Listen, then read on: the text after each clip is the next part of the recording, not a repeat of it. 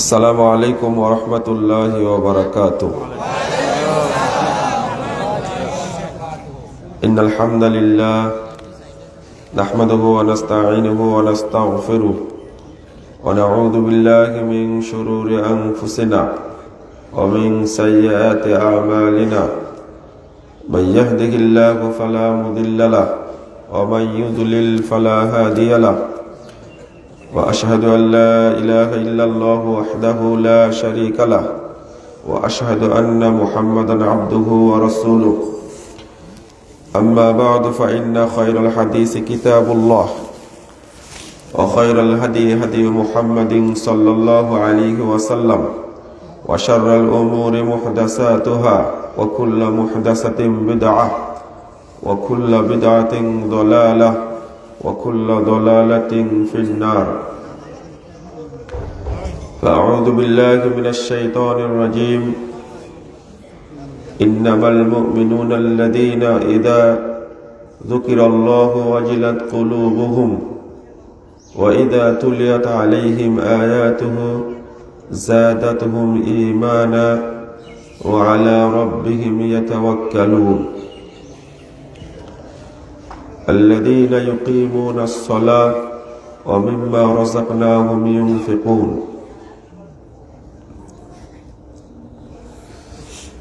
عن أبي هريرة رضي الله عنه قال قال رسول الله صلى الله عليه وسلم الإيمان بضع وسبعون شعبة أفضلها قول لا إله إلا الله وأدناها إماطة الأذى عن الطريق والحياء شعبة من الإيمان. رواه مسلم.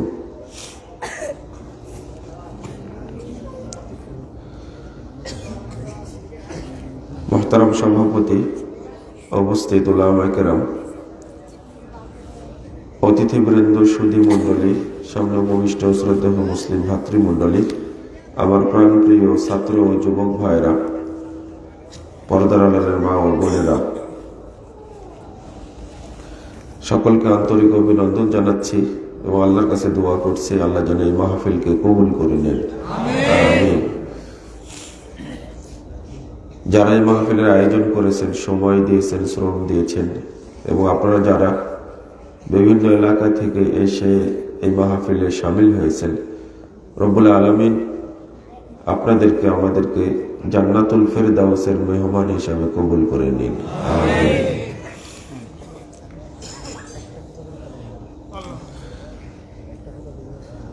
ঈমানের পরিচয়, এই বিষয়টা নিয়ে কোন বিষয় দেওয়া ছিল কি নির্দিষ্ট? এই বিষয়টা নিয়ে আপনাদের সামনে সংক্ষিপ্ত আলোচনা করার চেষ্টা করবো ইনশাআল্লাহ। ওয়া তাওফীকি ইল্লা বিল্লাহ, আলাইহি তাওয়াক্কালতু ওয়া ইলাইহি উনীব। আপনারা যারা এখনো আশেপাশে ঘোরাফেরা করছেন তাদেরকে মাহফিলে আসার জন্য আমি আহ্বান জানাচ্ছি। মনোযোগ দিয়ে আলোচনা শুনবেন এবং আমল করার চেষ্টা করবেন ইনশাআল্লাহ।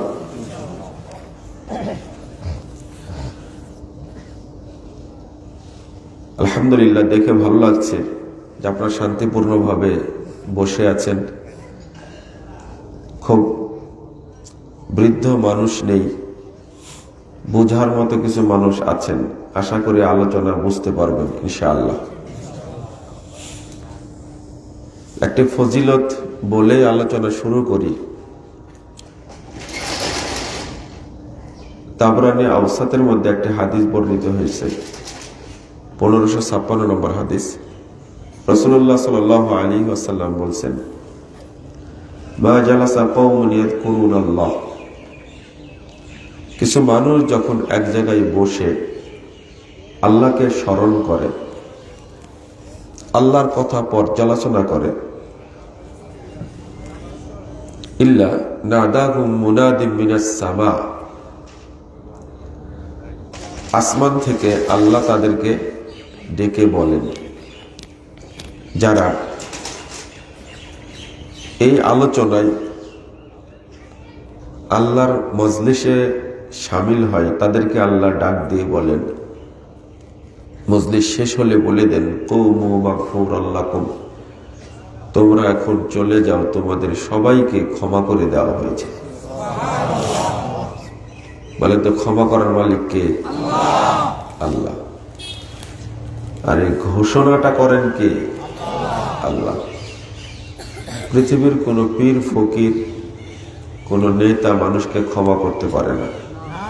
ক্ষমা করার অধিকার একমাত্র আল্লাহ। সে আল্লাহই বলেন, কওমু মাগফুরাল লাকুম, তোমরা এখন চলে যাও, তোমাদের সবাইকে ক্ষমা করে দেওয়া হয়েছে। আল্লাহ আর একটি কথা বলেন, সেটা আরো গুরুত্বপূর্ণ।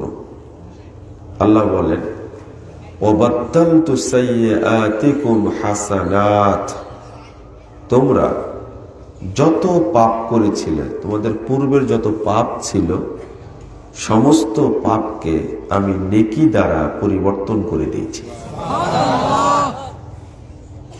আল্লাহর এত দয়া। আশা করি আমরা আজকে বৈঠক শেষের দোয়া পড়ে উঠে যাব, এর বিনিময়ে আল্লাহ আমাদেরকে পাপ মুক্ত করে দেবেন ইনশাআল্লাহ।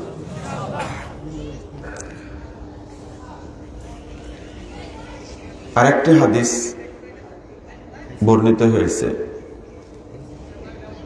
নাসাইতে এসেছে হাদিসটি, সনদ সহিহ, 1340 নম্বর হাদিস। ইমাম নাসাইর আর একটি কিতাব আছে, আসনানুল কুবরা লিন নাসাই, 10140 নম্বর হাদিস।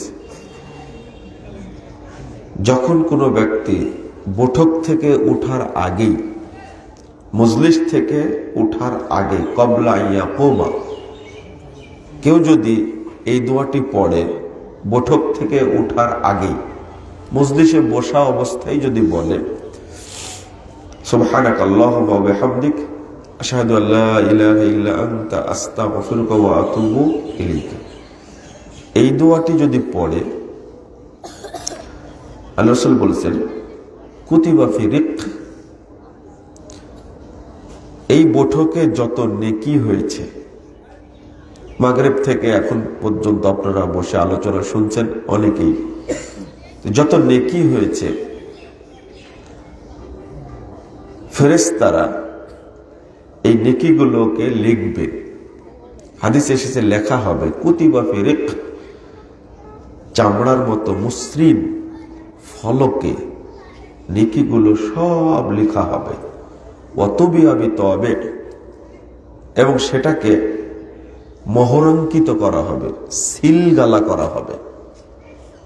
লাম ইউকসার ইলা ইয়াউমিল কিয়ামাহ, কিয়ামত পর্যন্ত এই নেকিকে আর নষ্ট করা হবে না। এই নেকিগুলো সংরক্ষিত থাকবে সব আল্লাহর কাছে। এই সিলগালা করে ফেরেশতারা আল্লাহর কাছে পৌঁছে দিবেন। এমন ভাবে সিলগালা করা হবে, কিয়ামত পর্যন্ত এই নেকি আর নষ্ট হবে না। তো এটা শুধু বৈঠক শেষের দোয়া না, কোরআন তেলাওয়াতের পরে যখন শেষ করলেন কোরআন তেলাওয়াত, কেউ 3 পৃষ্ঠা 5 পৃষ্ঠা 10 পৃষ্ঠা 1 পারা পড়লো, 2 পারা 3 পারা পড়লো, পড়ার পরে যদি এই দোয়াটা পড়ে, তো যত নেকি হলো সব নেকি সংরক্ষণ করা হবে, কিয়ামত পর্যন্ত এই নেকি আর নষ্ট হবে না। ঠিক সালাতের পরেও পড়বেন। যখন সালাত শেষ হলো, জিকির আজকার শেষ হলো, এবার মসজিদ থেকে বেরিয়ে যাবেন, উঠে যাবেন, ওঠার আগেই এই দোয়াটি পড়বেন। রাসূল সাল্লাল্লাহু আলাইহি ওয়াসাল্লাম বলছেন, ইদা সাল্লা সালাতান আও জালাসা মাজলিসান আও তালা কুরআনান আও তাওয়াদ্দা উযুয়ান ইল্লা ক্বালা সুবহানাকা আল্লাহুম্মা ওয়া বিহামদিকা আশহাদু আল্লা ইলাহা ইল্লা আনতা আস্তাগফিরুকা ওয়া আতুবু ইলাইক। সালাত শেষ করলে, কোরআন তেলাওয়াত শেষ করলে, বৈঠক শেষ করলে, ওযু শেষ করলে, ওযুর শেষেও এই দোয়াটি পড়তে হয়। মানে ওযুর যে নেকি আছে, নেকি নাই? আপনারা এই আমলটা কোনোদিন করেননি মনে হয়, শুধু কোরআন তেলাওয়াতের পরে করেছেন মনে হয়, বা বৈঠক শেষে করেছেন, সালাত শেষে কেউ করেননি মনে হয়, তাই না? সালাত শেষ করার পরে যখন জিকির আজকার শেষ হয়ে যখন চলে যাবেন তখন ওই দোয়াটা পড়বেন। তাহলে ওযু থেকে নিয়ে সালাত শেষ করা পর্যন্ত যত নেকি হয়েছে সব নেকিগুলোকে আল্লাহর কাছে সংরক্ষণ করা হবে, আর কোনোদিন নষ্ট হবে না। উল্টাটা চিন্তা করুন, যদি কোরআন তেলাওয়াতের পরে এই দোয়াটা না পড়েন, এই হাদিসের দোয়া না পড়ে রাসূল সাল্লাল্লাহু আলাইহি ওয়াসাল্লামের প্রদত্ত দোয়া না পড়ে যদি সাদাকাল্লাহুল আযীম বলেন, যা নেকি হলো সবগুলো আল্লাহর কাছে পৌঁছবে? পৌঁছবে? কি হবে? কি হবে বলেন তো? নেকিগুলো বাতিল হবে। কি হবে? বাতিল। মানে আপনি যখনই শেষ করলেন বেদাত দ্বারা, তখন ইবলিসি আমল ওর সাথে মিলে গেল, মিশে গেল, তখন সব আমল কি হয়ে গেল? বাতিল হয়ে গেল। নেকিগুলো কি হয়ে গেল? বাতিল হয়ে গেল। কষ্ট পেলেন? আজীবনে যে বাতিল করেছেন, তাই না? বিশাল সম্মেলন হচ্ছে, করুণ সুরে তেলাওয়াত করার পরে এত ভালো লাগলো, কিন্তু তেলাওয়াত শেষেই বলল সাদাকাল্লাহুল আযীম ওয়া সাদাকা রাসূলুহুন নাবিয়ুল কারীম। তারপরে কি? ওয়া নাহনু আলা যালিকা মিনাশ শাহিদিন।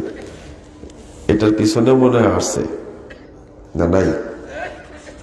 থাকার তো কথা। হ্যাঁ, না থাকলে কুরআনই হবে না। দেখেন লেখা আছে। আবার সমস্যা করছে হঠাৎ করে। আমি যেভাবে পড়লাম ওইভাবে আছে। সাদাকাল্লাহুল আলী ও সাদাকাল্লাহ আলীউল আযীম আছে, ওয়া সাদাকা রাসূলুহুন নাবিয়ুল কারীম ওয়া নাহনু আলা যালিকা মিনাশ শাহিদিন। যেভাবে পড়লাম ওইভাবে নেই? দেখেন এভাবে বিরাট দোয়া লেখা আছে। মনে হচ্ছে পবিত্র কোন বাপের প্রত্যেক সম্পত্তি ও নিজের মতো দোয়া লিখে রাখছে, বুঝছেন? যদি এই যুগটা যদি ওমর রাদিয়াল্লাহু আনহুর যুগ হতো আর আলী রাদিয়াল্লাহু আনহুর যুগ হতো, এই সমস্ত ধান্দাবাজকে কি যে শাস্তি দেওয়া হতো। আপনারা বলেন কি দেওয়া হবে, আমি আর বলবো না। নিজের ইচ্ছা মতো যা ইচ্ছা তাই লিখে রাখছে এখানে, বুঝছেন? এগুলো বেদাতি দোয়া। এগুলো বলা, এই কোরআন পুরোটা পড়ার পরে যদি বেদাতি দোয়া পড়ে, কোরআন 1 মাস পড়ে যত নেকি হয়েছে একটাও কবুল হবে না। কবুল যেন না হয় এই জন্য শয়তান বেদাতিদেরকে দ্বারা এই কাজটা করা নিয়েছে। আর মনে রাখবেন, বেদাতির মতো মূর্খ, জাহেল, বেয়াদব এবং এর মতো অজ্ঞ পৃথিবীর কোনো জানোয়ারও নাই। আমার কথাটা আপনাদের খারাপ লাগবে, জানোয়ার বুঝেন? আর রাগ করছেন আপনারা? আপনার নেকিগুলো যেন আল্লাহর কাছে সংরক্ষিত হয়, এটার জন্য বলছি। তো উল্টাটা করবেন না। অধিকাংশ মসজিদে আপনাদের এখানে অনেকদিন আগে আসছিলাম, এই পাশে কোথায় মাঠ আছে, সেই মাঠে ইফতার মাহফিল হয়েছিল মনে হয়, তাই না আসাদ ভাই? এই জায়গাতে আমি ভুলে গেছি আর কি। তখন আপনাদের পশ্চিমটা ছিল এই দিকে, আজকে দেখতে সোজায় আছে। মানে তখন দিক ভুলে গেছিলাম, কিন্তু আজকের দিক ঠিক আছে। এখন 300 ফিটের পাশে হয়ে গেছেন তো আপনারা। একদম জমজমাট অবস্থা আপনাদের। সেই সময় আসতে যে কষ্ট হয়েছিল, সিএনজি নিয়ে আসছিলাম, তা অনেকদিন আগের কথা বলছি। সব উলু গাছ ছিল বনের মতো, দেখে অনেকদিন আগে আসছি, তাও 10-12 বছর আগে। আজকে এসে ভালো লাগছে আলহামদুলিল্লাহ। তো কিছু জিনিস শিখে রাখতে হবে যেন আমলগুলো নষ্ট না হয়। যখনই যতটুকু আমল করবেন, একটা উদাহরণ দেই, আপনি যদি 100টা আমল করেন, সৎ আমল করেন 100টা, কয়টা? 100টা। তার মধ্যে একটা বেদাতি আমল আর 99টা সৎ আমল। হাদিস ভিত্তিক আমল করেছেন 99টা, আর একটা করেছেন কি? বেদাতি আমল। এই একটা বেদাতি আমলের কারণে এই 99টা সৎ আমল বাতিল হয়ে যাবে। না, আপনি ঠিক না বললেও ঠিক, এটা আপনার ঠিক বলার দরকার নাই, ঠিক বলেই বলতেছি আমি। আল্লাহ বলছেন, ইয়া আইয়ুহাল্লাযীনা আমানু আতিউল্লাহ ওয়া আতিউর রাসূল ওয়ালা তুবতিলু আমালাকুম। হে ঈমানদারগণ, তোমরা আল্লাহ এবং আল্লাহ রাসূলের অনুসরণ করো, তোমাদের আমলকে বাতিল করো না। 33 নম্বর আয়াত সূরা মুহাম্মদ, খুলে দেখবেন। এক উল্টা ওই 100টা আমল না করে যদি আপনি একটা আমল করেন যেটা বেদাত মিশ্রিত হয়নি, শুধু একটাই করে সৎ আমল, উল্টাটা কোনো আমল নাই আপনার, শুধু একটাই আমল আছে, সৎ আমল একটাই, বেদাত করেননি, একটা সৎ আমলের কারণে আপনি জান্নাতে যাবেন ইনশাআল্লাহ। তাহলে বেশি আমল করতে যে বেদাত করে লাভ আছে? আমার টার্গেট জান্নাত লাভ করা এবং আল্লাহর সন্তুষ্টি লাভ করা, তাই না? আমার টার্গেট যে জান্নাত হয়, এত বেশি আমল করে কি করব? আপনি চাইবেন, দলিল চাইবেন, এই হাদিসটা পাইবেন 593 নম্বর হাদিস, আল আদাবুল মুফরাদের মধ্যে এসেছে। রাসূল সাল্লাল্লাহু আলাইহি ওয়াসাল্লাম বলছেন, মান তুকব্বিলাল্লাহু হাসানা, যার একটা নেকি গ্রহণযোগ্য হবে, একটা, দাখালাল জান্নাহ, সে জান্নাতে প্রবেশ করবে। রাসূল সাল্লাল্লাহু আলাইহি ওয়াসাল্লাম আর একটা হাদিসে বলছেন, তাবরানী কাবিরের মধ্যে এসেছে 98 নম্বর হাদিস, মান কানাত লাহু হাসানা দাখালাল জান্নাহ, কিয়ামতের মাঠে যার একটা নেকি থাকবে, একটা, ওই ব্যক্তিও জান্নাতে প্রবেশ করবে। অল্প আমল করেন, বিদাতি আমল না করে একটা আমল করেন, সহি আমল করেন। এইটা সারা দেশের মানুষকে, দিনদার মানুষকে বোঝানোর চেষ্টা করছি, কিন্তু মূর্খ হওয়ার কারণে এরা বুঝে না। কারণ পুরাতন কথা, মুসি কখনো স্বর্ণের মর্যাদা, কষ্ট পেলেন? এটা তো সত্য কথা নাকি? মুসি যে কি করে,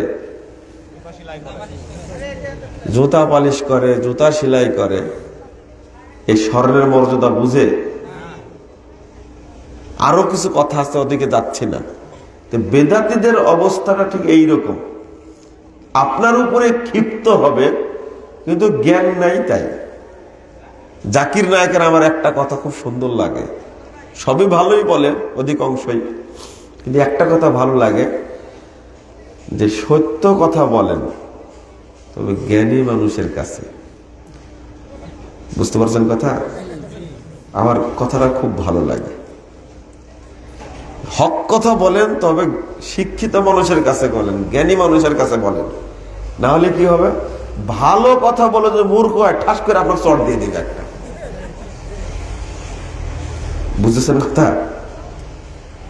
এখন যারা বড় বড় শিক্ষিত মানুষ বেদাতি হওয়ার কারণে তারাও মূর্খ হয়ে গেছে। কিছু অন্ধ শিক্ষিত লোক আছে, অন্ধ শিক্ষিত লোক আছে যারা ধর্মকে ভালোবাসে কিন্তু এতই মূর্খ, ধর্মীয় ব্যাপারে এতই মূর্খ, ওকে আপনি হক কথা বলবেন উল্টা আপনি কথা বলে দেবে,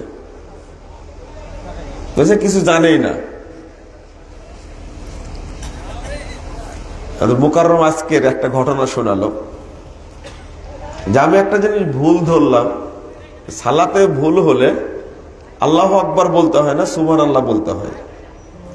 তো নাম্বার 1 মূর্খ একজন বলছে যে ইনি হয়তো ওই উপরে পড়েছে, ভিতরে হাদিস পড়ে দেখেনি। কথা বুঝতে পারছেন? কানা মূর্খ না একটা, হয়তো তার পরিচয়ই জানে না।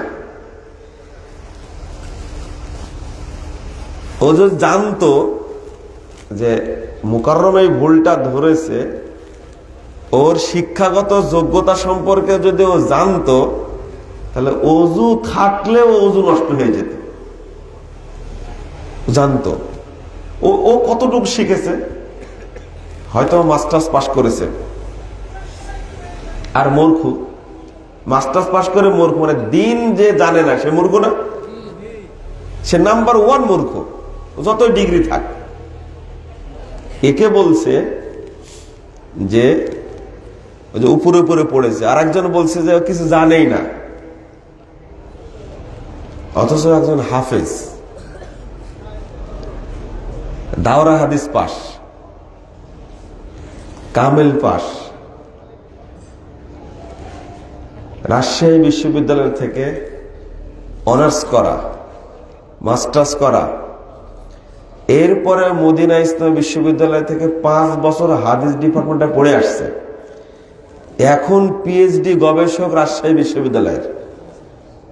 একজন দাঁড়ান তো, এতগুলো ডিগ্রি আছে কার? একজন দাঁড়ান দেখি, আপনারা বুঝেন না মনে কথাটা আমার।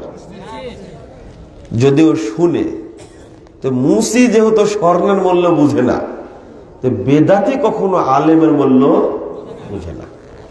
এটা হলো মূল কথা। আপনারা খেপে যেতে পারেন কিন্তু বাস্তবতা এটা।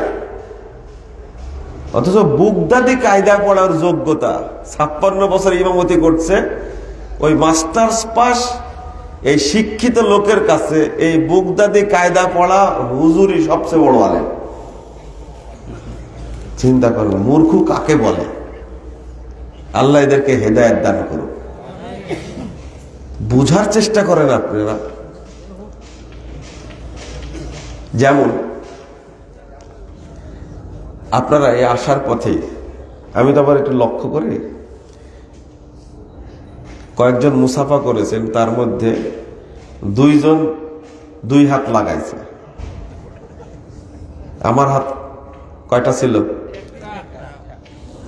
ফাঁকা ছিল। কোন হাত? কাজে লাগানোর দরকার ছিল না? হ্যাঁ, কাজে লাগানোর দরকার ছিল না? যখন আপনি 2 হাত দিয়েছেন আমার কাজে লাগানোর দরকার ছিল না? ফাঁকা ছিল তো। এটা বুঝেন না মনে হয়, তাই না? আমার এতই খারাপ লাগে যে এই অঞ্চলে এসেছে আলহামদুলিল্লাহ, অন্তত মুসাফার সময় তো 2 হাত এগিয়ে দেওয়ার প্রশ্নই আসে না। 2 হাত দেওয়ার পর আবার এইভাবে লাগাই এখানে।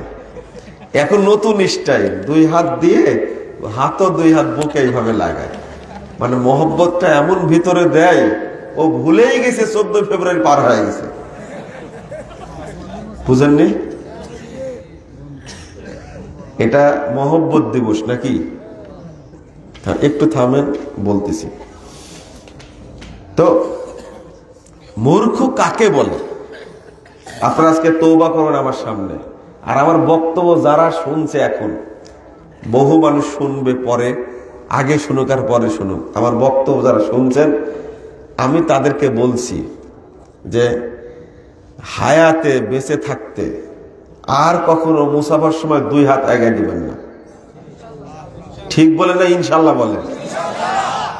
মানে 2 হাত দিবেন নাকি? কয় হাত? ডান হাতে মুসাফা করবেন ইনশাআল্লাহ। কেন বলছি? দুইটা দিক। একটা হলো আপনি যেন ফজিলতটা পান, আর 2 নম্বর বেদাতীরা যে এই সুন্নাতকে ধ্বংস করেছে, নষ্ট করেছে, এই সুন্নাতকে আবার সমাজের বুকে প্রতিষ্ঠা করা, এটা হলো উদ্দেশ্য। হাত দেন। আসসালামু আলাইকুম। এই যে আমি বললাম আসসালামু আলাইকুম ওয়া রাহমাতুল্লাহ, আসাদ ভাই বলবেন কি ওয়া আলাইকুম আসসালাম ওয়া রাহমাতুল্লাহি ওয়া বারাকাতুহু। মুসাফার পর্ব শেষ। এতটুক পর্যন্ত যদি থাকে তাহলে রাসূল সাল্লাল্লাহু আলাইহি সাল্লাম বলছেন, আবু দাউদের 5212 নম্বর হাদিস, মা মিন মুসলিমাইনি ইয়ালতাকিয়ানি ফায়াতাসাফাহান, দুইজন মুসলিম ব্যক্তি যখন সাক্ষাৎ করে অতঃপর মুসাফা করে, ইল্লা গুফিরা লাহুমা ক্বাবলা আন ইফতারিকা,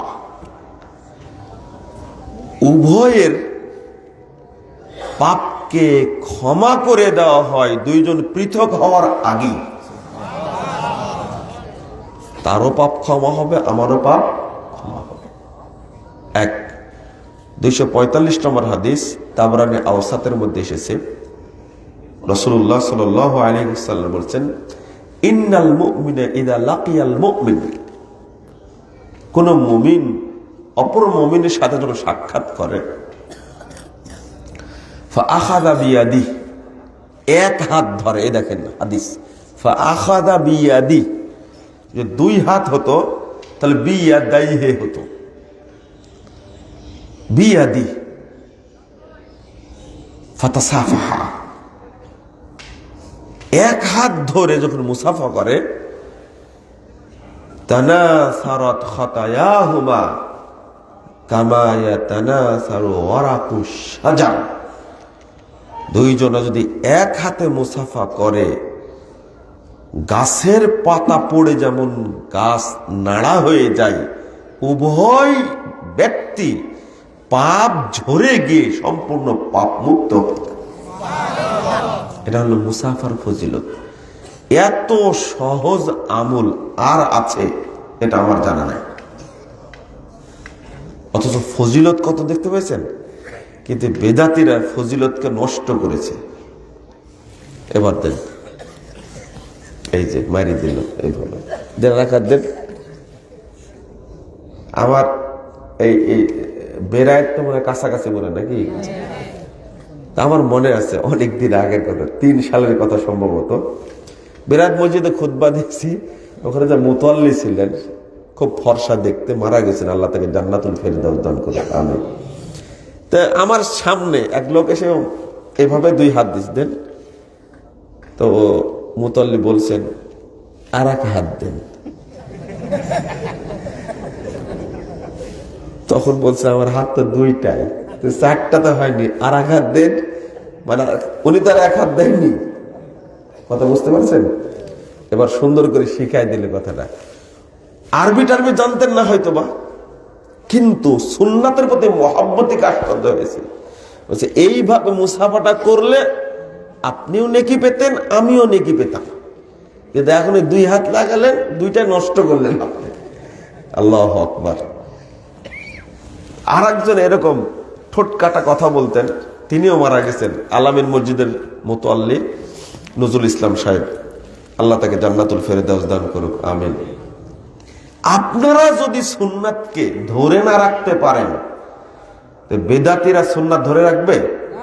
ওদের জন্মই হয়েছে সুন্নাতকে নষ্ট করার জন্য, আর আপনার জন্ম হয়েছে, আল্লাহ আপনাকে সৃষ্টি করেছে সুন্নাতকে প্রতিষ্ঠা করার জন্য। আলহামদুলিল্লাহ বলেন। এত ফজিলত যখন, আবার দেন এইভাবে হাত দেন, আর হাত দেন, এই যে 2 হাত দিলেন। এবার বলেন তো পাপ কমছে না বাড়ছে? বাড়ছে। এরপরে বলছে নাহমাদুল্লাহ ওয়া নাস্তাগফিরুহু, তারপরে বলছে ইয়াগফিরুল্লাহু লাকুম। এই বেদাতি দোয়াও নাই হাদিসে, সালামটাই দোয়া। এরপরে ছেড়ে দিয়ে বুকে হাত দিল, 2 হাত দেয়। এখন বুক পর্যন্ত উঠায় না, এই পেটে মুছে, এইভাবে দেখছেন কিনা জানি না, পেটে ভাবে মুছে, তারপরে মুখে একটু চুমু খায়। এবার বলছে ভাই দোয়া করবেন, তো বলে ফি আমানিল্লাহ, মারি দিল। আর এক বেদাত। আপনি এবার ভেবে দেখেন, এই মুসাফার ফজিলতটা নষ্ট করার জন্য চিন্তা করেন, যদি কোনো ব্যক্তি সুন্নাত মোতাবেক মুসাফা করে মারা যায় তবু জান্নাতে যাবে। এই সুন্নাতটাকে, এই ফজিলতটাকে নষ্ট করার জন্য ইবলিস কতগুলো বেদাত তৈরি করেছে, খেয়াল করেছেন? আমি বললেই তো দোষ হয় যে মুজাফফর সব কড়া কড়া কথা কয়। এটা কড়া কথা হলো এটা। কেন বললাম? হায়াত থাকতে আর জীবনে 2 হাতে মুসাফা করবেন না, আর বুকে হাত দেবেন না। যারা শুনছেন তাদেরকেও বলছি, আল্লাহ যেন এটা কবুল করেন, আমিন।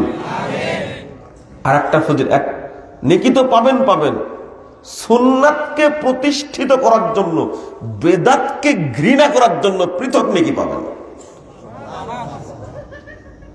এমন বক্তব্য শুরু করেছি, শরীর চলছে না। এই বেদাতি সম্পর্কে বলতে গেলে এমন রাগ আসে। এখন বুঝি মুহাম্মদ সাল্লাল্লাহু আলাইহি ওয়াসাল্লাম কেন বলেছেন আম্মা বাদ। শরীয়তের কত বিষয় আছে, কেন বলতেন আম্মা বাদ ফাইন্না খায়রাল হাদিসি কিতাবুল্লাহ ওয়া খায়রাল হাদি হাদি মুহাম্মাদিন সাল্লাল্লাহু আলাইহি ওয়াসাল্লাম ওয়া শাররাল উমুরি মুহদাসাতুহা ওয়া কুল্লু মুহদাসাতিন বিদআহ ওয়া কুল্লু বিদআতিন দালালাহ ওয়া কুল্লু দালালাতিন। প্রত্যেক খুতবায় কেন বলতেন এখন বুঝি, আগে বুঝতে পারেনি। বিদআত সম্পর্কে আল্লাহ রাসূল প্রত্যেক খুতবাতে কেন সতর্ক করতেন? মানে মুসলিম উম্মাহ এখন বেদাতের সাগরে হাবুডুবু খাচ্ছে। সালাত পড়ে না, বেদাত পড়ে। এখন হজ করে, বেদাতের সাগরে হাবুডুবু খায়। সিয়াম পালন করে, সিয়ামের বিধান পালন করে না, বেদাত করে প্রত্যেকেই। এজন্য আপনাদের শক্ত হতে হবে এই মর্মে, আমি সুন্নাতকে আঁকড়ে ধরে থাকব। 10,394 নম্বর হাদিস, তাবরানী কাবিরের মধ্যে এসেছে, রাসূল সাল্লাল্লাহু আলাইহি সাল্লাম বলছেন ইন্না মিন ওয়ারাইকুম জামানা সবরিন। সাহাবা কেরাম শোনো, তোমাদের পরপরই একটা যুগ আসবে, সেই যুগটা হলো ধৈর্যের যুগ। ধৈর্যের যুগ। এই যুগে আমার সুন্নাতের উপরে কেউ অটল থাকতে পারবে না, খুব কঠিন। সুন্নাতের উপরে অটল থাকা খুব কঠিন হবে।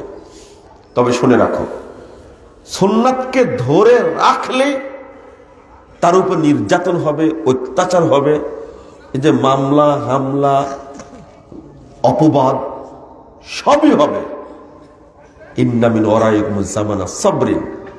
এরপরে আল্লাহ রাসূল বলছেন লিল মুতামাসসিকি ফি, ওই যুগে যে ব্যক্তি আমার সুন্নাতকে শক্ত করে ধরে থাকবে, ফালাহু আজরু 50 শাহীদা, তার জন্য 50 জন শহীদের মর্যাদা রয়েছে।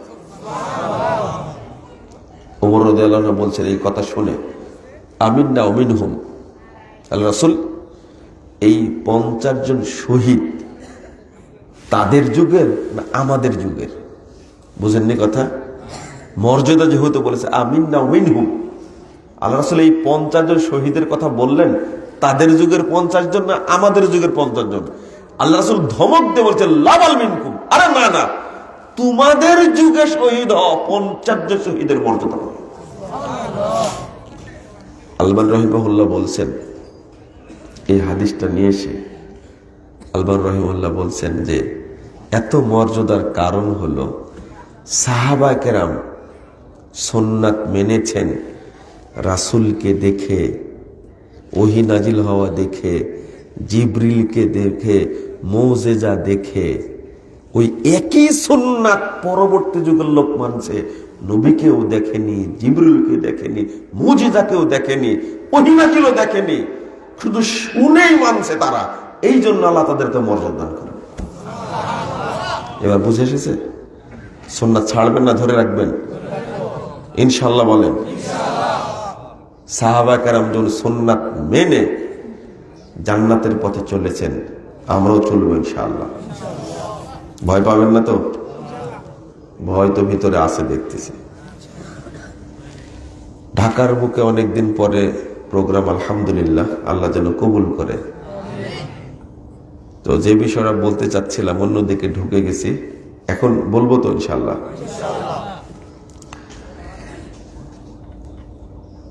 ঈমান মানে কি কে বলবেন?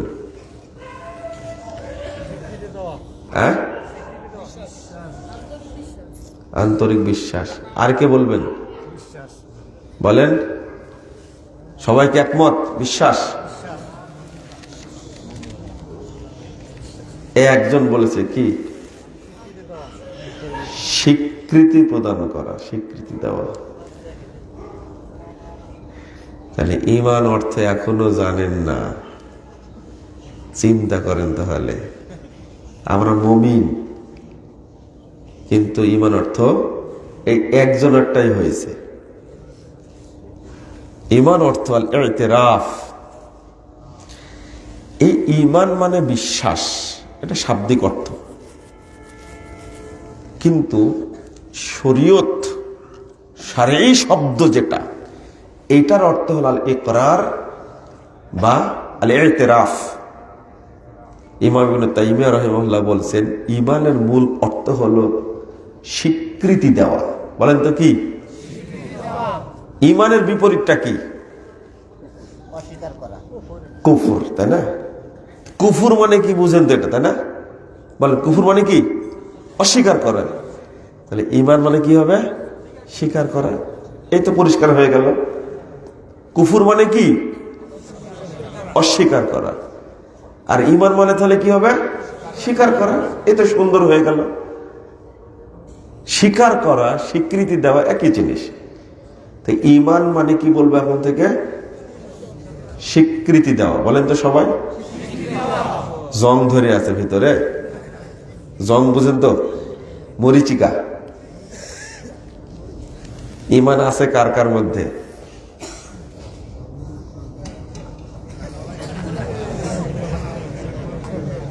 মাশাআল্লাহ। তো এত দেরি করলেন কেন হাত উঠাতে? হ্যাঁ, হাত তো বলিনি, তাই? কিন্তু হাত তো অটো উঠে গেছে, তাই না? তাদের ঈমান আছে। তাহলে ঈমান আছে মানে ইনশাআল্লাহ, লা ইলাহা ইল্লাল্লাহ। কি বলেন? ঈমান আছে ইনশাআল্লাহ, এটা হলো কি বলতে হবে? ঈমান আছে আলহামদুলিল্লাহ, তাই না? সবাই তো 100% ফেল, তাই না? কি 100% পাস না ফেল?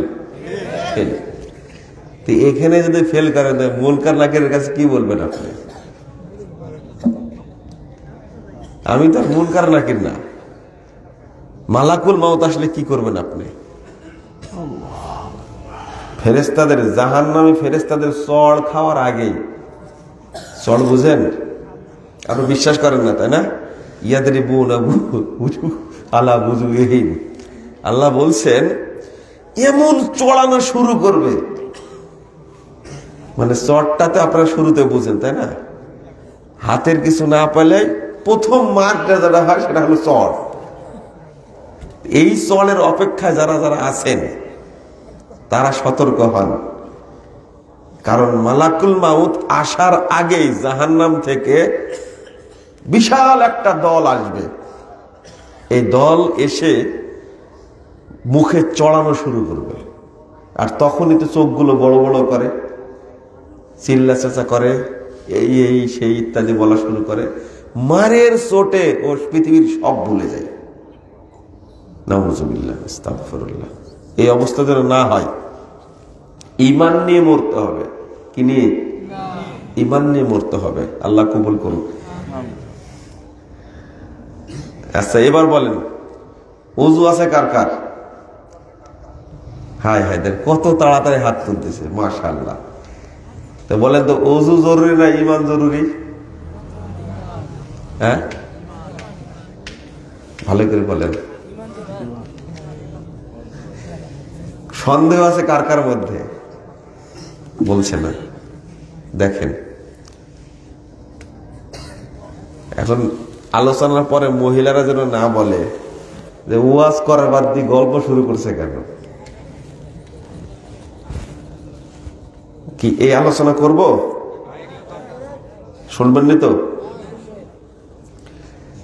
বলেন, ইমান জরুরি না ওযু জরুরি?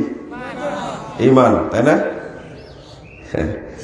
বাংলাদেশে ইমানের চেয়ে ওযুর দাম বেশি, বুঝছেন? আর মসজিদের চেয়ে 5 কলি টুপির দাম বেশি, বুঝছেন? বাংলাদেশে মোল্লারা, বললাম যে বেদাতে মোল্লারা এতই খারাপের খারাপ, মানে ইবলিস যেহেতু ওর ফু দেয় সবসময় ওকে। 5 কলি টুপি, পাক পাঞ্জাতন। আমি বলেছি কোন মুসলমানের বাচ্চা যেন পাক পাঞ্জাতন না পড়ে।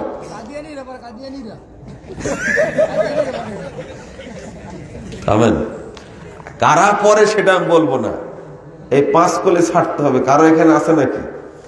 আমি তো 17 বছর আগ থেকে ব্যবসা করি, তাবিজও কিনি মাঝে মাঝে, আবার এই টুপিও কিনি। 5 কলি পেলে নিয়ে নিই, এরপরে ওকে 100 টাকা যা থাকে পকেটে দেওয়ার চেষ্টা করি, এটা কিনে নিই। হঠাৎ করে এটা কিভাবে যে নেট দুনিয়ায় তোলপাড় হয়েছে এটা আমিও বুঝিনি। এরকম যে হবে ভাবতে পারেনি, সব মোল্লারা লেগে গেছে। যে মোল্লা কোনোদিন কথাই বলে না, ওই মোল্লাও 5 কলির পক্ষে বলছে। আমি বলি যে তোমার কাছে মসজিদের চেয়ে 5 কলির টুপির মূল্য অনেক বেশি। কারণ মসজিদ যখন পুড়ায় দিল, এই বুবা শয়তানগুলো এক কথা বলে না। আর যখন টুপি ছিঁড়ার কথা বললাম, তখন এই বুবা শয়তানগুলো কিভাবে মানে জবান ফিরে পেয়েছে, এমন ভাবে বলছে। আর আমাকে হুমকি দিচ্ছে, মামলা রেডি হচ্ছে। আমি বললাম যে বেয়াদব, মামলা করে ফোন দে, মামলার ভয় দেখাস। তোদের কাছে মসজিদের চেয়ে টুপির মূল্য যেহেতু বেশি, মসজিদ ভেঙ্গে দিল, পুড়ায় দিল, এটা নিয়ে তাদের কোনো কথা নেই। নাউজুবিল্লাহ। এই পাক পাঞ্জাতনের যদি ইতিহাস জানে, বাংলাদেশের মুসলমানরা বেদাতীদেরকে থুতু দিবে ইনশাআল্লাহ। পাক পাঞ্জাতনের উদ্দেশ্য, শিয়াদের উদ্দেশ্য এটা।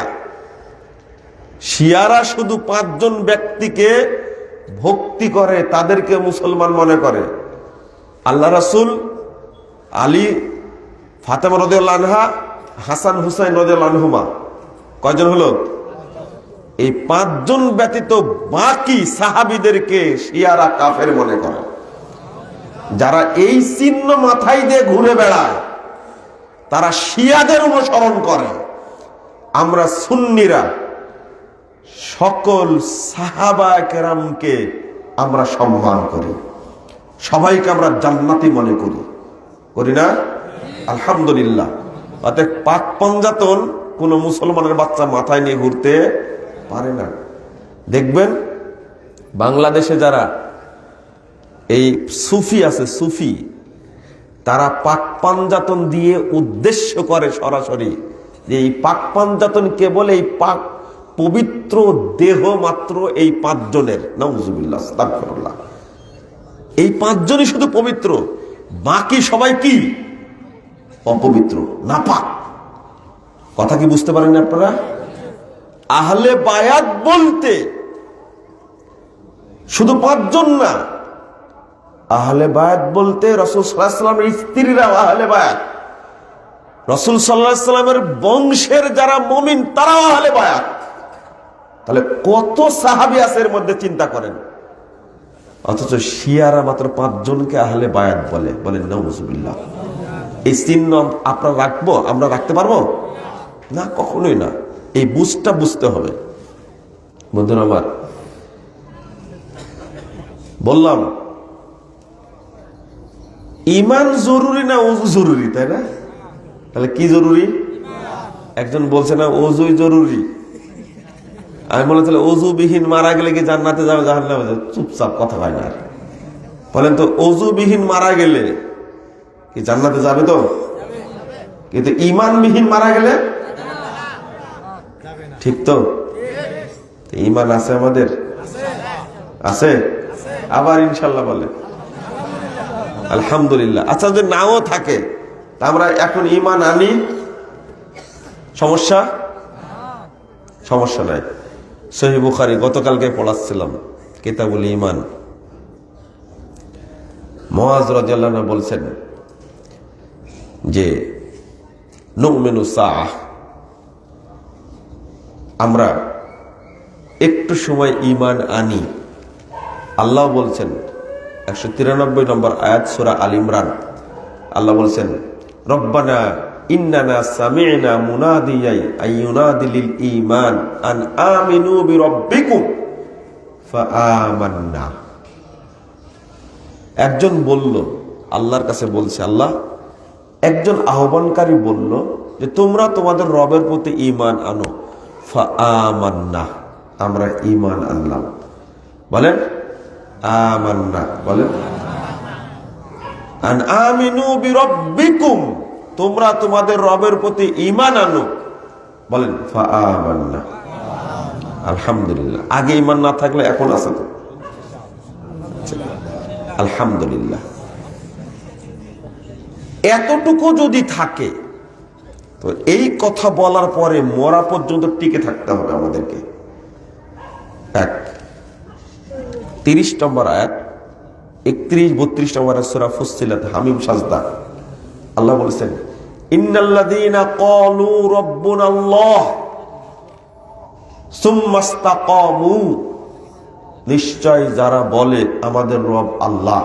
বলেন তো আমাদের রব কে? আল্লাহ। রব্বুনাল্লাহ, বলেন রব্বুনাল্লাহ। আলহামদুলিল্লাহ। এই কথা বলার পরে মরা পর্যন্ত এই কথার উপরে টিকে থাকতে হবে। তাহলে ওযু আছে কার, এই কথা বলতে যত তাড়াতাড়ি হাত উঠাইছেন, ঈমান আছে কার, আছে কিনা এই প্রশ্ন করলে অত তাড়াতাড়ি হাত উঠাননি কিন্তু, ঠিক? আপনারা তো দেখেননি, আমরা দেখেছি, ঠিক? যখন বলেছি ওযু আছে কার, পট করে হাত তুলেছে ওই জায়গা থেকে, আগে দেরি করেন। তার আগে প্রশ্ন করেছিল ঈমান আছে কিনা, তখন হাত তুলতে দেরি, তুলেছে পরে, একটা একটা তুলতে তুলতে পরে সবাই তুলছে। তাহলে আপনাদের কাছেও ঈমানের চেয়ে ওযু জরুরি না বলছেন কেন? প্র্যাকটিক্যাল বুঝেন না আপনারা? হ্যাঁ, বুঝতে এখন যদি বুঝতে ভুল হয়, বয়স 60 হয়ে গেছে, মরার পরে বুঝবেন। তাহলে শোনেন, এখন স্বীকৃতি দিলেন ঈমান আছে। দ্বিতীয় পয়েন্ট, ঈমান নষ্ট হয়? হয়।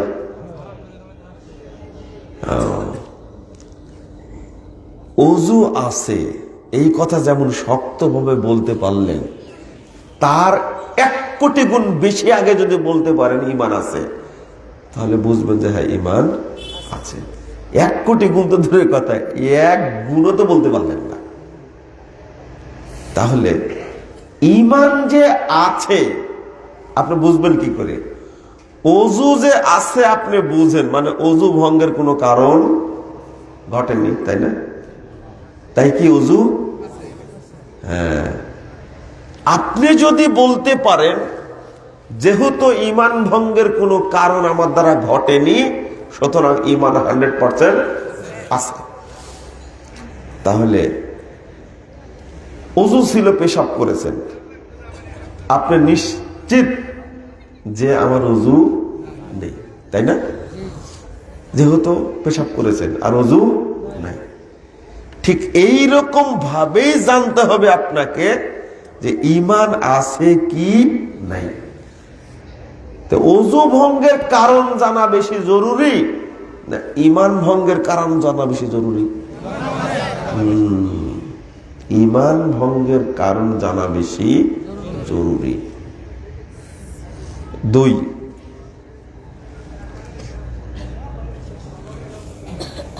সিয়াম ভঙ্গের কারণ জানা বেশি জরুরি না নামাজ ভঙ্গের কারণ জানা বেশি জরুরি? তাহলে সিয়াম ভঙ্গের কারণ তো সবাই জানেন, যে দুইটা জানার দরকার ছিল ওইটাই জানি না, আর যে দুইটা আগে জানার দরকার নাই সেটাই ভালো জানি। ওযু ভঙ্গের কারণও খুব ভালো জানি, সিয়াম ভঙ্গের কারণও খুব ভালো জানি, কিন্তু ঈমান ভঙ্গের কারণও জানি না, নামাজ ভঙ্গের কারণও জানি না। হাদিসে কিন্তু ওযুর কথাও নাই, সিয়ামের কথাও নাই, যে হাদিসটা এখন বলবো। 30,992 নম্বর হাদিস, মুসান্নাফ ইবনে শাইবার মধ্যে এসেছে। ইয়াতি আলান নাস জামান, মানুষের উপর একটা যুগ আসবে, সময় আসবে, ইয়াস্তামিউন ওয়া ইউসাল্লুনা ফিল মাসাজিদ, মানুষ দলে দলে মসজিদে যাবে, গিয়ে সালাত আদায় করবে, সব মসজিদে মুসল্লি দ্বারা ভর্তি থাকবে, সবাই সালাত আদায় করবে, মসজিদ ভর্তি। ওয়ালাইসা ফীহি মুমিন, তাদের মধ্যে একজন ঈমানদার পাওয়া যাবে।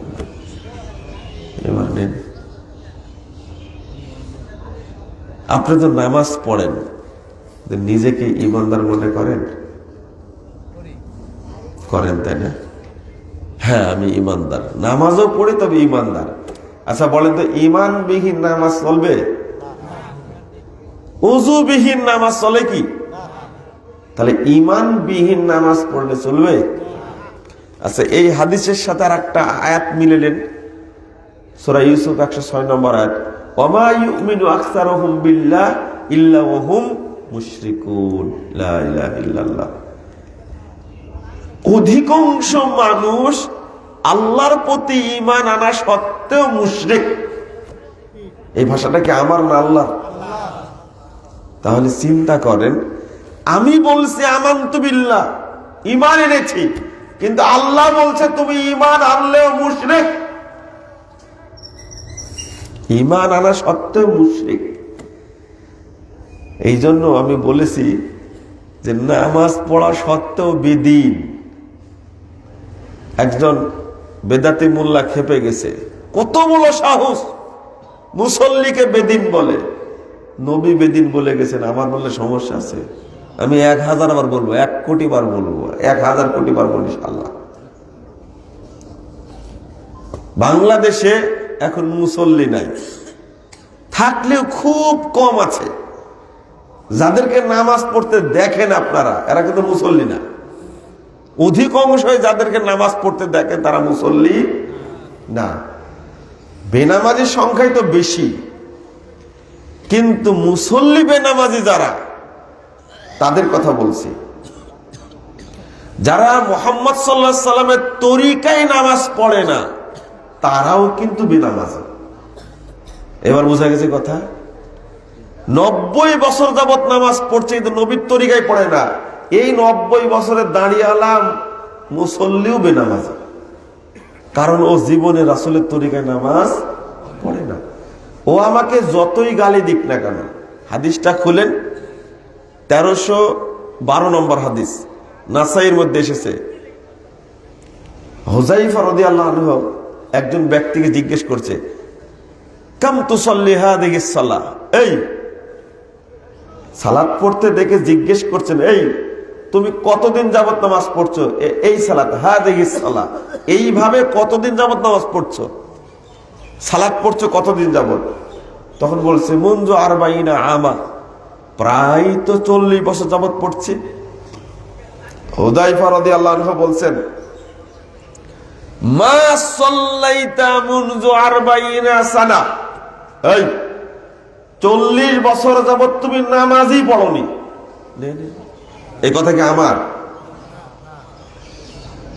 হুযায়ফা রাদিয়াল্লাহু আনহু বলেন মা সাল্লাইতা মুনযু 40 সানা, 40 বছর যাবত তুমি নামাজই পড়োনি। আর 757 নম্বর হাদিস সহিহ বুখারীর মধ্যে এসেছে, আল্লাহ রাসূল ওই সাহাবীকে কি বলেছিলেন? ইরজি ফাসাল্লি ফাইন্নাকা লাম তুসাল্লি, ফিরে যাও, নামাজ পড়ো, তুমি জীবনে নামাজ পড়োনি, যাও। কয়বার বলেছিলেন? 3 বার। ভাষা তো একই হয়ে যাচ্ছে, তাই না? নামাজ পড়া সত্ত্বেও, সালাত পড়া সত্ত্বেও আল্লাহ রাসূল ওই সাহাবীকে বলছেন তুমি জীবনে নামাজ পড়োনি। হুযায়ফা রাদিয়াল্লাহু আনহু একই কথা বলছেন। তারপরে বলছেন লাউ মিত্তা ওয়া আনতা তুসাল্লি হাযিহিস সালাহ, এই শোনো শোনো শোনো, 40 বছর তো পড়োইনি। লাউ মিত্তা, তুমি যদি মারা যাও, আনতা তুসাল্লি হাযিহিস সালাহ, আর এইভাবে যদি নামাজ পড়তেই থাকো 40 বছর না, তুমি যদি এইভাবে মৃত্যু পর্যন্ত নামাজ পড়ো, মরেও যাও, মিত্তা আলা গায়রিল ফিতরাতি আল্লাতী ফাতারাল্লাহু মুহাম্মাদুর সাল্লাল্লাহু আলাইহি ওয়াসাল্লাম, তাহলে তুমি মরে যাবে বেদিন হয়ে, মুহাম্মাদের দ্বীনের উপরে মরতে পারবে না। তো এই হাদিস কি প্রমাণ করে? যে রাসূলের তরিকায় সালাত আদায় করে না সে মুসল্লি না, সে বেদিন। ওকে মুসল্লি বলবো কি করে? তাহলে বাংলাদেশের অধিকাংশ মানুষই জাল সালাত আদায় করে। কোন সালাত? আমার উপরে রাখবেন না। আমি মুরব্বীদেরকে বলছি, বয়স্ক মহিলাদেরকে বলছি, আলেমদেরকে বলছি, ইমামদেরকে বলছি, আমার উপরে রেগে কোনো লাভ নাই। দয়া করে আপনার নামাজটা, আপনার সালাতটা নিজেই যাচাই করে দেখুন। ইসলাম কোন ঠাকুরের ধর্ম না, ইসলাম কোন খানকা থেকে আসেনি, ইসলাম কোন মাজার থেকে আসেনি। ইসলাম কুরআন এবং সহিহ হাদিসের মধ্যে আছে, আপনি দেখে পড়ে যাচাই করে মানার চেষ্টা করুন। বেদাতি ইমামের পাল্টে পড়েছেন, তাই না? ধান্দাবাজ ইমাম, এই ধোকাবাজ আলেম, তার পাল্টে পড়েছেন। পাঁচকলি হুজুরের ধোকায় পড়েছে অধিকাংশ মানুষ। বলে ইমামের উপরে দিয়ে ভর, বিসমিল্লাহি আল্লাহু আকবার। কত বড় বেয়াদব! তো মুসল্লি তুমি একটু যাচাই করে পড়বে না? বেগুন কিনতে যায়, তাই দেখে পোকা আছে কিনা, দেখে না? একটা গ্লাস কিনতে যাবে, এক প্যাকেটে 6টা থাকে, তাই না? 6টাই টোকা মারি দেখে। এই গ্লাস জান্নাতে নিয়ে যাবে? হ্যাঁ, লজ্জা শরম মুসল্লিদের কিছু নাই। ওরা শরীয়ত মানবে, যাচাই করে মানবে, এই হিসাবটা তার মধ্যে। চলেন ওই হাদিসের কাছে ফিরে যাই। দলে দলে মানুষ মসজিদে গিয়ে নামাজ পড়বে, কার মধ্যে ঈমান থাকবে না। আপনি বলেন তো দেখি, ঈমান বিহীন নামাজ পড়ে লাভ আছে? তাহলে ঈমানটা জানতে হবে না? সাহাবীরা ঈমানের প্রশিক্ষণ নিতেন। আপনি কয়দিন নিয়েছেন? রাসূল মুহাম্মদ সাল্লাল্লাহু আলাইহি সাল্লাম 13টি বছর সাহাবীদেরকে শুধু তাওহীদের প্রশিক্ষণ দিয়েছেন, ঈমানের প্রশিক্ষণ দিয়েছেন, আকীদার প্রশিক্ষণ দিয়েছেন। আর বাংলাদেশের মুল্লাগুলো আকীদার আলোচনা জীবনেও করবে না, তাওহীদের আলোচনা জানেই না। শয়তান পিছনে লেগে থাকলে কি তাওহীদের আলোচনা করবে কোনোদিন? শুনেছেন কারো কাছ থেকে তাওহীদের আলোচনা? শুনেছেন কারো কাছ থেকে? কোন মুল্লা বলেছে? শুধু মানসুর হাল্লাদের কাহিনী বলবে, আর আব্দুল কাদের জেলানির মিথ্যা কাহিনী বলবে, তার বাইজিদ বোস্তামের মিথ্যা কাহিনী বলবে, কোন দাদা হুজুর, পীর হুজুর, অমুক হুজুরের কাহিনী বলবে, হাকিমুল উম্মতের কাহিনী বলবে, বলে মানুষের কান হৃদয়টাকে পচায় রাখছে। এরা কোরআন হাদিসের আলোচনা জানেই না এরা। ইমাম ইবনে তাইমিয়া সেই যুগে বলে গেছেন, আশ্চর্য কথা একটা, জামহুরুম মিনাল মুতাআসসিবিন লা ইয়ারিফুনাল কিতাব ওয়াস সুন্নাহ ইল্লা মাশাআল্লাহ। অধিকাংশ মাযহাবী গোলামের লোকেরা কোরআন সুন্নাহ বুঝে না। এটা আমার কথা না ভাই, ইমাম ইবনে তাইমিয়া রাহিমাহুল্লাহ বলছেন। 661 হিজরিতে জন্ম, 788 হিজরিতে মৃত্যু। এটা আজকের কথা। লা ইয়ারিফুনাল কিতাব ওয়াস সুন্নাহ ইল্লা মাশাআল্লাহ। দুই একজন হয়তো বুঝে, যারা বুঝে তারা বেদাতি থাকে? তারপরে বলছেন ওহুম ইয়াতামাসসাকুনা বিআহাদিন দাঈফা ওয়া আরাইন ফাসিদা ওয়া হিকায়াতিন আন বাযিল উলামা ওয়া শুয়ুখ। তারা তিনটা জিনিসের উপরে আমল করে। এক, জাল জয়ীফ হাদিস মানে, ওয়া আরাইন ফাসিদা, আর এই বিভ্রান্তিকর রায় মিথ্যা গল্প মানে, ওয়া হিকায়াতিন আন বাযিল উলামা ওয়া শুয়ুখ, আর বুজুর্গদের পচা কাহিনী, এইগুলো ওরা শুধু বয়ান করে। কত বছর আগে ইবনে তাইমিয়া রাহিমাহুল্লাহ বলে গেছেন, আজকে প্রমাণ পাচ্ছেন আপনারা? ওয়াজে বসলেই ফালতু মিথ্যা কাহিনী, সহি কথা বলবে না। এবার চলেন, দাবি করলেন যেহেতু ঈমান আছে, এখন ঈমানের বিশ্লেষণ করতে গেলে প্রমাণ হবে ঈমান নাই। কি নাই? ঈমান নাই। কিভাবে থাকে ঈমান?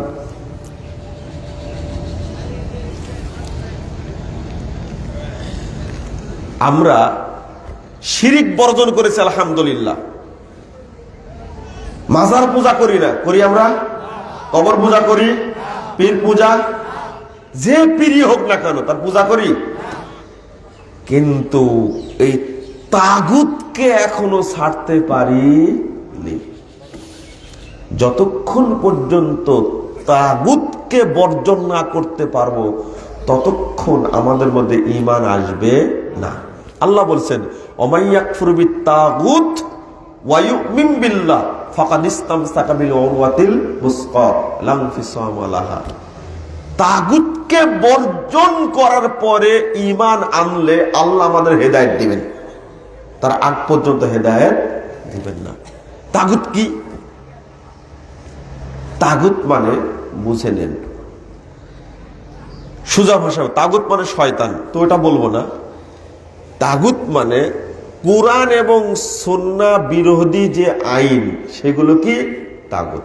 সঙ্গে মনে থাকবে আপনাদের? মনে হয় থাকবে না। 2 নম্বর, যারা কুরআন সুন্নাহ বিরোধী আইনের যারা প্রতিনিধিত্ব করে তারা তাগুত। এবার বুঝে গেছে কথা? একবার সরল ভাষায় বুঝালাম। তাগুত বলতে কুরআন এবং সুন্নাহ বিরোধী যে আইন, সেগুলো কি তাগুত। আর ওই আইন যারা পরিচালনা করে তারা কি তাগুত। এবার বুঝেছেন? বলেন তো, আল্লাহর প্রতি মহব্বত আপনাদের বেশি না এই তাগুতের প্রতি মহব্বত বেশি? বিশ্বাস হলো না? অন্তরে কুফরি রেখে মুখে ঈমান প্রকাশ করবেন না, খবরদার। চুপ থাকেন, কথা বলবেন না প্রয়োজনে, কিন্তু মিথ্যা বলবেন না। আমি উদাহরণ দেই, যদি আজান হয় 5টায় ফজরের, কেউ মসজিদে আসে না, কিন্তু রাত 3টায় 3:30টায় যদি আপনার নেতা ফোন দেয়, এবার কি হবে? এবার কি হবে? তো মোহাব্বত কার প্রতি বেশি হলো? জটিল ব্যাপার। আপনি নাকি নামাজ পড়েন, নামাজ পড়ে যত তৃপ্তি পান, একজন মন্ত্রী যদি ফোন দেয়, তৃপ্তি কোনটা বেশি পাবেন? কোথায় ঈমান? কোথায়? বাংলাদেশ ঈমান নাই, বহু আগে পালাইছে, যে দেশের থেকে লাভ নাই। আমার আলোচনা খুব একটা ভালো লাগবে না, আমি বুঝছি। না, এই আলোচনা ভালো লাগার কথা না। এবার ঈমান আছে দাবি করলেন, এই ঈমানের পাওয়ার আছে না ছেঁচড়া ঈমান? পাওয়ার আছে? মাশাআল্লাহ, পাওয়ার আছে। তো লাল টুপি মাথায় দিয়েছেন কেন?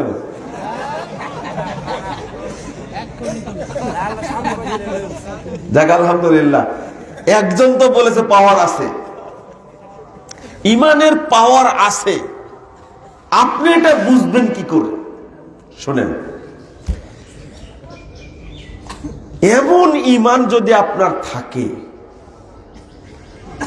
যে ঈমানের অ্যান্টিবডি, অ্যান্টি করাপশন, বুঝেন তো? এটা অ্যান্টি করাপশন বুঝেন তো? অ্যান্টিবডি বুঝেন তো? এখন অ্যান্টিবডি তো বুঝে মানুষ। যার শরীরে অ্যান্টিবডি যত বেশি, রোগ প্রতিরোধ ক্ষমতা তার তত। ঠিক? আপনার ঈমানটা কি? ঈমানে কি অ্যান্টি করাপশন আছে? পাপ প্রতিরোধ করবে, ঈমানটা কি এইরকম? এই ভাই বললেন যে আমার ঈমানের পাওয়ার আছে। যদি সুযোগ দেওয়া হয় এই ভাইকে, একবার টুকটুকে সুন্দরী মেয়েকে যদি একটা অঞ্চলের মধ্যে ছেড়ে দেওয়া হয়, আর তাকে যদি বলা হয় একটু গল্প করেন, তার ঈমান যদি ওটাকে প্রতিরোধ করতে পারে, তাহলে বোঝা যাবে কি ঈমানের পাওয়ার আছে। কিন্তু এই যে এখনই যদি এই দিক দিয়ে একটা নিয়ে চলে যায়, এইদিকে তাকানো বাদ দিয়ে আপনি ওই দিকে তাকায় থাকবেন, তাহলে চিন্তা করেন আপনার ঈমান কত দুর্বল। মনে হয় বোঝাতে পারিনি আপনাকে। আপনার ঈমান একদিকে হবে আল্লাহর আনুগত্যে আপনাকে ধরে রাখবে, মানে আজান হয়ে গেছে, মসজিদে আসার জন্য আপনাকে ঈমান বাধ্য করবে। আজান হয়ে গেছে, সব কাজ এখনই বন্ধ, এখন মসজিদে যেতে হবে। যদি আপনাকে ঈমান বাধ্য করে, তাহলে বুঝবেন কি আছে? ঈমান আছে, পাওয়ার আছে। আপনাকে তো বাধ্য করে না। ফজরে ঘুমান কি করে? আপনাকে কি আপনার ঈমান বাধ্য করে? এই কম্বল ছাড়, ওঠ তাড়াতাড়ি, তোকে এই ঠান্ডা পানি দিয়ে ওযু করে মসজিদে যেতে হবে। আপনার ঈমান আপনাকে বলে না। যদি না বলে আপনি কিভাবে বলবেন? আমি তো প্রথম বলেছি, ঈমানের পর্যালোচনা করতে লাগলে আপনাকে প্রমাণ করে ছাড়ব আপনার মধ্যে ঈমান নাই। তাগুতের পূজারী হওয়ার কারণে ঈমান আপনার মধ্যে ঠাঁই পাইনি, পাওয়ার প্রশ্নই আসে না। এক, ঈমান আছে দাবি করছেন, খুব ভালো কথা, কিন্তু প্যান্টটা এখনো টাকনুর নিচে আছে। যে ঈমান আপনাকে টাকনুর উপরে প্যান্টটা তুলতে পাইনি এখনো, আর আপনি বলছেন ঈমানের অ্যান্টিবডি আছে, কি করে বুঝলেন আপনি? টাকনুর, হ্যাঁ, এটা তো মুনাফিকেরটা। নামাজের সময় টাকনুর উপরে উঠায় তো মুনাফিকেরটা, ওর ঈমানের করতেই থাকলো। ও মুনাফিক তো বেশি খারাপ, তাই না? সারা দিন ঘুরে বেড়াচ্ছে টাকনুর প্যান্ট পরে, আর নামাজের সময় আছে কুকুরের কান উল্টা তুলে টাকনুর উপরে, ও তো মুনাফিক একটা। আবার ঠিক বলছেন, ঠিক বলে তো বলতেছি। আপনি কথা কেন বলছেন? আপনাকে বলা লাগবে না। ওর অন্তরে নিফাকি দূর করতে পারেনি বলেই কাজটা করে। কে বলেছে ধান্দাবাজি করতে? কে বলেছে আপনাকে? কোন ঈমান নিয়ে আপনি মসজিদে আসেন? আপনার যদি ঈমান টাক্কা থাকে, ঈমানই বলবে আপনাকে এই কাপড় উঠা তাড়াতাড়ি, আজকে উঠাবি, মরার আগ পর্যন্ত আর কাপড় নামবে না, শেষ। এটা হলো ঈমান। ঈমান আছে বলছেন, তাই না? কোথায় ঈমান আছে? আজকেও বিড়ি খেয়েছেন। যে ঈমান আপনার বিড়ির আগুন নিভাতে পারে না, ওই ঈমান আপনার জাহান্নামের আগুন নিভাবে? ঠেকা পড়েছে ঈমানে? সম্ভব? ঈমান হওয়া লাগবে কি? পাওয়ারফুল। এমন পাওয়ারফুল হতে হবে যে আমার ঈমান দুনিয়াবি যেমন সমস্ত পাপ কর্মকে প্রতিরোধ করেছে, মরার পরে, মরার সময় জাহান্নামের ফেরেশতাকে প্রতিরোধ করবে, কবরের জাহান্নামের ফেরেশতাকে প্রতিরোধ করবে। ঈমান, এই বিশ্বাস যদি থাকে, আপনি বুঝবেন কি আমার ঈমান আছে। এই যে ঢাকা শহরটা এখন, ঢাকা শহর না, সারা বাংলাদেশি, বিশেষ করে শহর এলাকায় চিটাগং বলেন, ঢাকা বলেন, সিলেট বলেন, বরিশাল বলেন, পুরো এলাকাগুলো, শহর কিন্তু সব জেলা শহর এখন অবৈধ সন্তানই বেশি। আমরা বলবো যে কি কথা বলছেন? জি জি জি, অবৈধ সন্তান বেশি, হারাম সন্তান বেশি। এখন আগামী 10 বছর পরে বাংলাদেশটা কি হবে জানেন? মানে যাদের এখন বাচ্চা হচ্ছে এদের মনে করেন যে প্রেম 5 বছর হয়েছে, এই প্রেম করার সময় বাচ্চা পেটে আসছে, তারপরে বিয়ের প্রসঙ্গ আসছে, তা আগে যেটা হয়েছে এটা কি বৈধ না অবৈধ? অবৈধ। এখন এই অবৈধ লিভ টুগেদার, গার্লফ্রেন্ড আর বয়ফ্রেন্ড, এই লুসামিটার জন্ম দিয়েছে বিশেষ করে 14 ফেব্রুয়ারি। এই 14 ফেব্রুয়ারি এটা একটা অভিশপ্ত দিবস, একটা এটা মুসলমানদের জন্য কি অভিশপ্ত দিবস একটা। বউকে ফুল দিছেন কে কে? হাত তোলেন তো দেখি। 14 ফেব্রুয়ারি কেউ বলবে না, নাউজুবিল্লাহ। শোনেন, ইমানটা মনের বিষয়। মনে মনে যে মনে রাখছিল আজকে 14 ফেব্রুয়ারি, আলহামদুলিল্লাহ আলহামদুলিল্লাহ, আমাদের মনেই হয়নি, এটা ভাবিনি। বক্তব্য দেওয়ার পর একজন বলছে যে ভুলে গেলেন নাকি? কি ভুলে গেলাম? 14 ফেব্রুয়ারি যে কালকে। এটা তো ভুলেই গেছি, মানে বললে তো এটা ভালো করে সাইজ করতাম, কিন্তু আমরা ভুলেই গেছি। আল্লাহ যেন এই সমস্ত ফষ্টি নষ্টি দিবসের কথা মনে না রাখেন। কেউ তো আমিন বললেন না। বিবাহ দিবস কার কার মনে আছে? পালন করেছেন কে কে? সবাই পালন করেছেন, তাই না? সব মুস্কি হাসছে। তওবা করেন, এখন তওবা করেন আল্লাহর কাছে। আস্তাগফিরুল্লাহ আল্লাযী লা ইলাহা ইল্লা হুয়াল হাইয়ুল কাইয়্যুম ওয়া আতুবু ইলাইহি। খবরদার, এই বাচ্চাটার জন্মদিবস পালন করেন কে কে? আস্তাগফিরুল্লাহ। ঈমান ভিতরের জিনিস। যদি মা মনে রাখে আগামী 28 ফেব্রুয়ারি আমার বাবুর জন্মদিবস, ও মা অভিশপ্ত, মা, ও বাপ অভিশপ্ত বাপ। আগে কেক নিয়ে আসবে, এই সেই করবে। ওর ঈমান কোথায়? ঈমান হারাই গেছে, ঈমান নাই। আমি বলেছি ওই আলোচনা করতে গেলে বেঈমান বানায় ছাড়বো ইনশাআল্লাহ। আপনি নিজে একদিন আমাকে বলেছে আপনার ঈমান সম্পর্কে আলোচনা করেন না। আমাকে একদিন বলছে আপনি ঈমান সম্পর্কে আলোচনা করেন না কেন? কি অপরাধ করলাম? আলোচনা শুনলে মনে হয় আমি বেঈমান হয়ে গেছি। ভালো তো, ঈমান নিয়ে আসেন এখন। আপনি ঈমান নিয়ে আসেন এখন, এটা তো কঠিন না। আগে আপনাদেরকে ঈমান আনাইছি না, আজকে আনাইছি না, তারপরে তো শুরু করেছি। আগে না থাকলে এখন আছে আলহামদুলিল্লাহ। অতএব এর মধ্যে তাগুত ঢুকাবেন না ইনশাআল্লাহ। তাহলে চিন্তা করেন আমার ঈমান কত পাওয়ারফুল। আমার ঈমান এখনো সুদ ছাড়াতে পারেনি আমাকে। আমার ঈমান এখন আমার দাড়িটা ছাড়াতে পারেনি। আপনার দাড়ি ছাড়বে কি করে? হুজুরই তো মুড়ি করে রাখছে। এক একটা হুজুর কামেল পাস, এত বেহায়ার বেহায়ারা দাড়িটাকে এমন ভাবে রাখছে জানেন, খেজুর গাছের মুতা বুঝেন তো আপনারা? তাল গাছের মুতা বুঝেন তো? বগুড়ায় গিয়ে একজনকে বলছি, একটা ছেলে, যুবক ছেলে, কত সুন্দর দাড়িটা ছেড়ে দিয়েছে, আর ওর পাশে বসে আছে অন্তত 50-52 বছরের এক লোক, দাড়িটা এত সুন্দর করে মুড়ি করে রাখছে। আমি ওই ছেলেকে বলছি, এই ছেলে তুমি কেমনে দাঁড়িয়ে রাখছো? তো কত সুন্দর করে মুড়ি করে রাখছে, এইভাবে রাখবে? ওই লোক পরের দিন ফোন দিয়ে বলছে, আমি জীবনে এরকম অপমান হয়নি। আপনাকে অপমান করলাম? ওই ছেলেটাকে ধমক দিলাম তো, বুঝেছি তো। দেখেন হুজুর কি ওয়াজ করবে। এক পাগড়িওয়ালা হুজুর, সবুজ পাগড়িওয়ালা হুজুর বলছে লম্বা দাড়ি রাখা যাবে না, দাড়ি কেটে রাখতে হবে। লম্বা দাড়ি হলো ইহুদিরা দাড়ি রাখে, লম্বা দাড়ি। এই বেয়াদব বক্তা হারামখোর, ও হাদিস না জেনে ও তো সুন্নাতকে প্রতিদিন জবাই করে।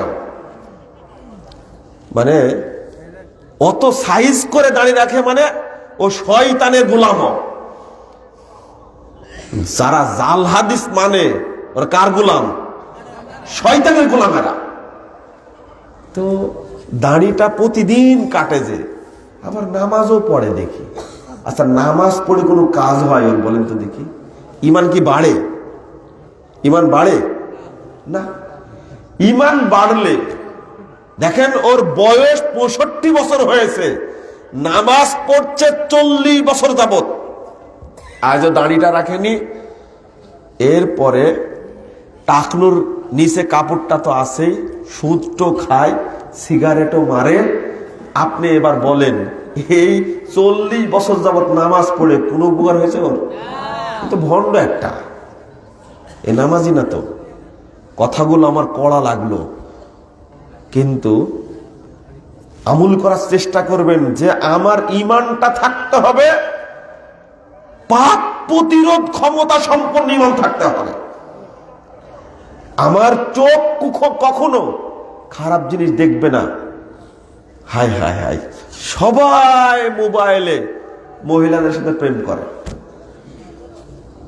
না হলে এই যে বেহায়া কিছু লোক যেভাবে আজকে ঘুরছে সমাজের বুকে, যেগুলো পত্রিকায় আসছে, পত্রিকায় যেগুলো আসছে, নাউজুবিল্লাহ। আগেই বললাম না একটা কথা, অধিকাংশ অবৈধ সন্তান। অবৈধ সন্তান কেন হচ্ছে, কি কারণে হচ্ছে ব্যাখ্যা পেয়েছেন তো?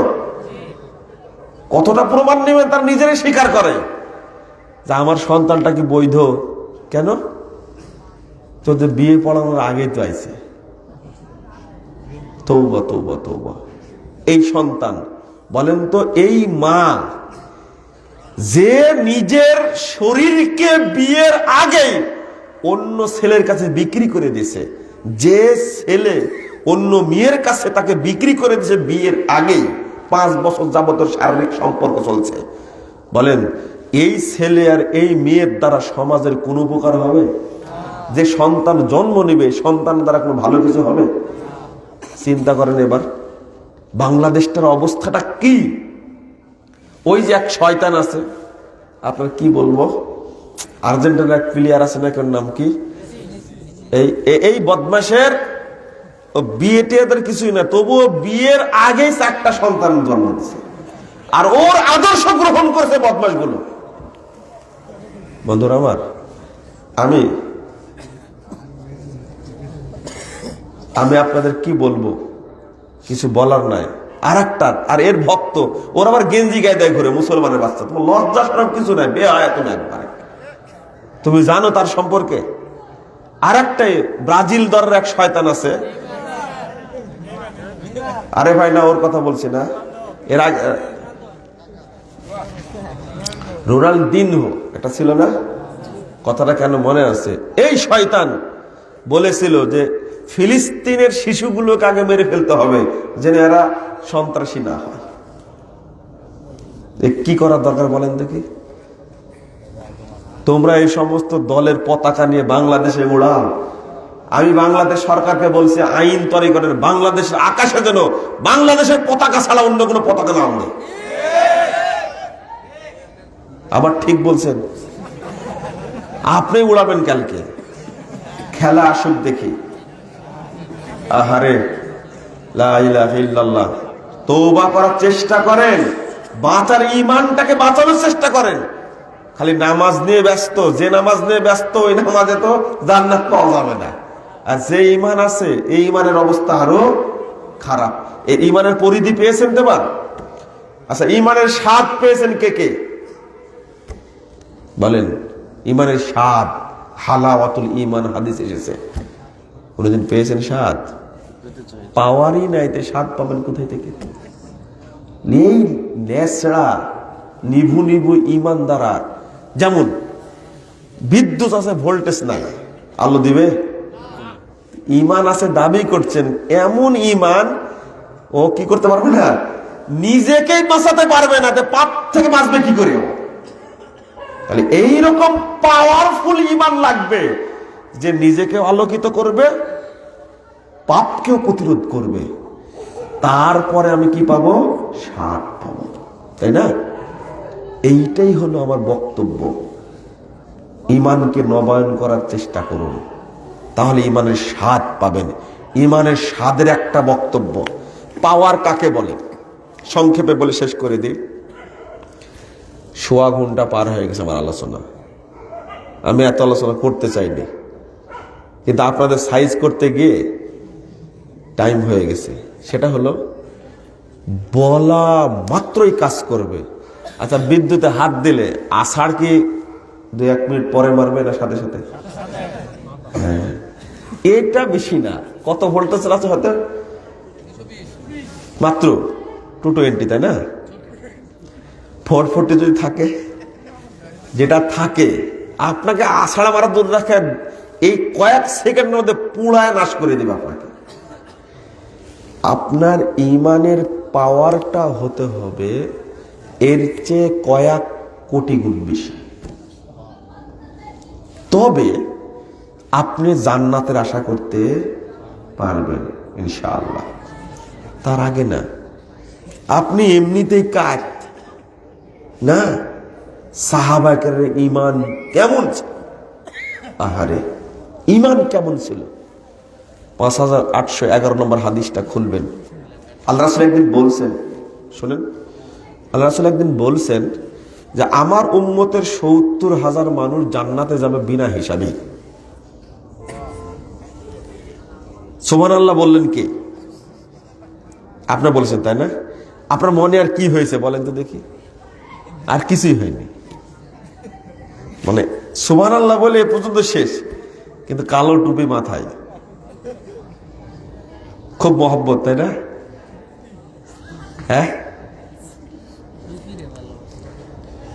না, টুপি ভালোবাসি তো, দেখেন তো আমি তো টুপি পরে আছি, কিন্তু ওই যে সবুজ টুপি দেখেন, এই যে আপনার সামনে দেখছেন সবুজ টুপি, এটা মাজার পূজারীদের টুপি, এটা সবুজ গম্বুজ। আপনার কিছু মনে হয়নি? শুনেন, হাদিসটা শিক্ষা আছে। এই হাদিস শোনা মাত্রই উক্কাশা ইবনু মিহসান রাদিয়াল্লাহু আনহু বলছেন, আল্লাহ রাসূল আমার জন্য দোয়া করেন, আল্লাহ যেন আমাকে তাদের অন্তর্ভুক্ত করে। আল্লাহ রাসূল বলছেন, আনতা মিনহুম, তুমি তাদের অন্তর্ভুক্ত হয়ে গেছো। এদিকে তাকান, আমি হাদিসটা যেটা বলছি বোঝার চেষ্টা করেন। আল্লাহ রাসূল বললেন আমার উম্মতের 70,000 মানুষ বিনা হিসাবে জান্নাতে যাবে। এই কথা বলা মাত্রই উক্কাশা ইবনে মিহসান রাদিয়াল্লাহু আনহু বলছেন, আল্লাহ রাসূল আমাদের জন্য দোয়া করেন, আল্লাহ যেন তাদের মধ্যে আমাকে অন্তর্ভুক্ত করেন। আল্লাহ রাসূল সাথে সাথে বলছেন, আনতা মিনহুম, তুমি তাদের অন্তর্ভুক্ত হয়ে গেছে। ফাকালা রাজুলুন আখার, আরেকজন ব্যক্তি বলছেন, আল্লাহ রাসূল আমার জন্য দোয়া করেন, উদুল্লাহ। তখন আল্লাহ রাসূল বলছেন, সাবাকাকা উক্কাশা, উক্কাশা তোমার আগেই চলে গেছে, আর হবে। এই কথাটা দ্বিতীয় ব্যক্তি বললেন কত মিনিট পরে? কত মিনিট পরে হতে পারে? 1 মিনিট।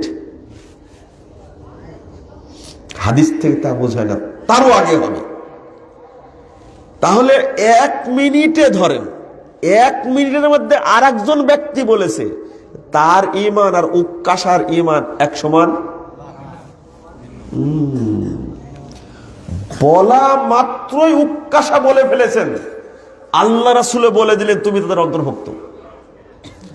পরের জন বললেন, তিনিও সাহাবী, আল্লাহ রাসূল বললেন যে আগে চলে গেছে উক্কাশা। এবার বলেন আপনি, আমাদের ঈমান কি এরকম পাওয়ারফুল?